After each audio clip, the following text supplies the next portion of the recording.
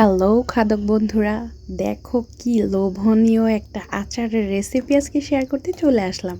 ইতিমধ্যে তোমরা দেখেই গেছো, আমি কিন্তু অনেকগুলা পাকা কদবেল ফাটিয়ে নিচ্ছি। সবগুলা কদবেল থেকে খোসা ছাড়িয়ে নিলাম। অবশ্যই খোসা সহ তো আর আচার দেওয়া যাবে না। একটা প্যান বসিয়ে গরম করে তাতে পরিমাণ মতো সরিষার তেল, পাঁচফোড়ন ও হ্যাঁ, সাথে কিন্তু মরিচের শুকনো মরিচ, টালা মরিচ কিন্তু ব্লেন্ড করে দিয়ে দিয়েছি। অবশ্যই তারপর দিয়ে দিলাম কদবেল, দিয়ে এটাকে ভালো করে ম্যাশ করে নিচ্ছি, ভর্তা করে নিচ্ছি, যেটাই বলো। তারপর দিয়ে দিলাম আমার স্বাদ অনুযায়ী চিনি। তারপর দিয়ে দিলাম আবারও পাঁচফোড়ন, কারণ তেলের উপরে ফার্স্টে দিয়েছি, কারণ সুন্দর একটা স্মেল আসবে। তারপর এই আচারটার উপরে পাঁচফোড়ন দিয়ে দিলাম। এটাকে ততক্ষণ পর্যন্ত মেশাবো যতক্ষণ পর্যন্ত না চিনিটা সুন্দর মতন গলে আসতেছে। চিনি গলে আসার পরে সুন্দর একটা কালার চলে আসার পরে আমি দিয়ে দিলাম লবণ। লবণটা অবশ্যই সবার স্বাদ মতো, চিনিও স্বাদ মতো।